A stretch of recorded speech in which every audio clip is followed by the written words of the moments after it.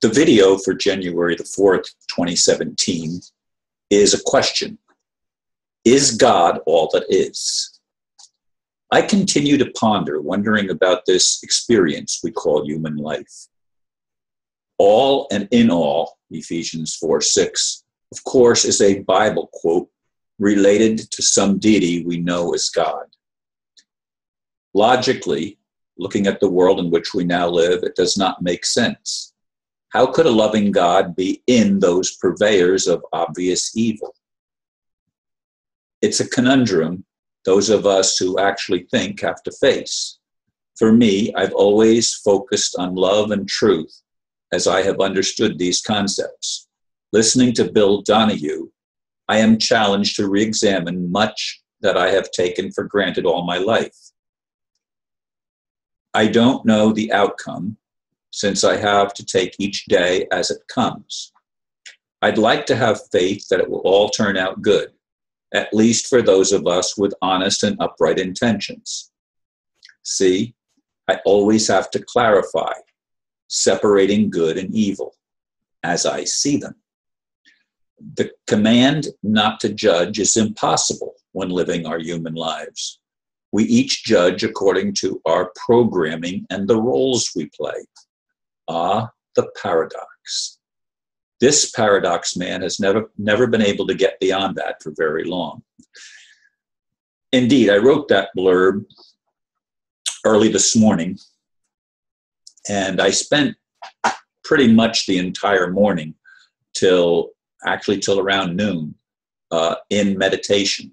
I mean, I was just trying to reminisce and ruminate these ideas that are flooding my brain, and I try to silence my mind, enter into that quiet place. And when I do that, it doesn't usually take long. When I finally get to where I'm just about there, I fall asleep. And then I guess I'm there, but I'm not consciously there. And I don't know if that's good or bad or whatever, but that's the experience. I did doze off for like 20 minutes. That's all that I was in a place where I sort of, as I said, fell asleep. When I came home, I had to run a few errands. It took about an hour, and I was gone over the noon hour.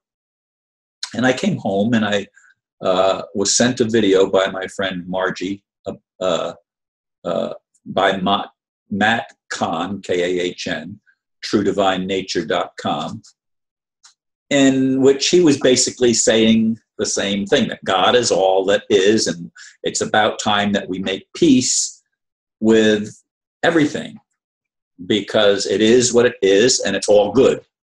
Well, I don't see it as all good.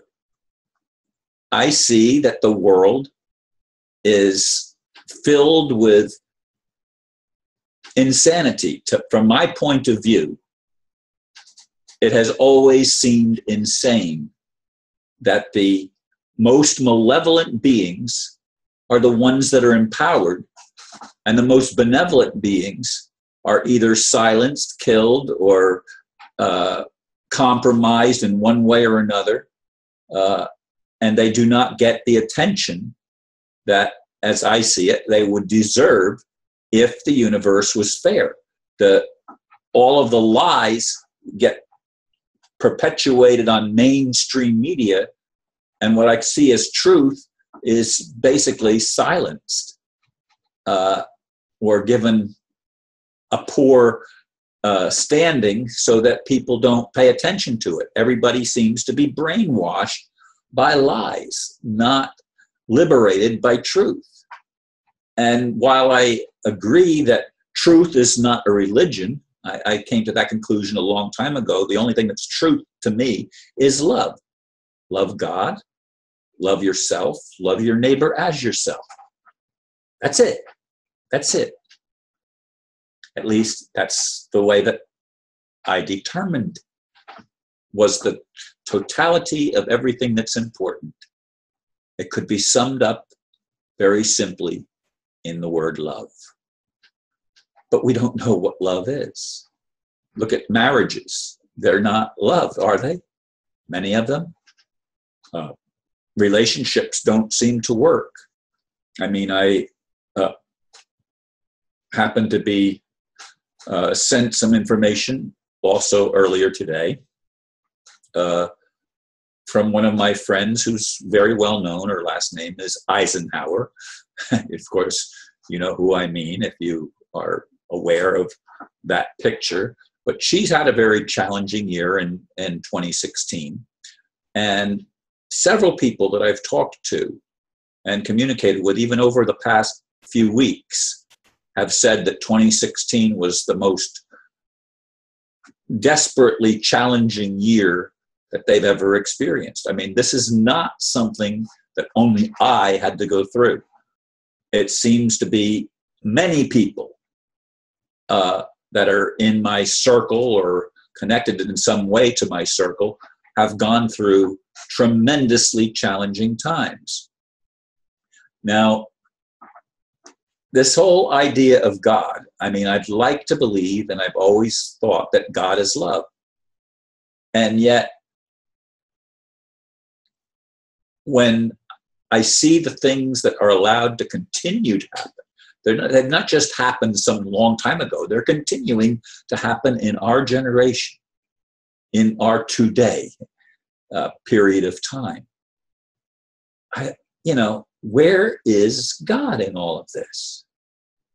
And people say that God is everything. And we've got to get to a place where we can love our enemy as ourself. And the enemy is ourself, or ourself that's still lost, still trying to find its way out of the paradox, out of the conundrum of human life and human experience.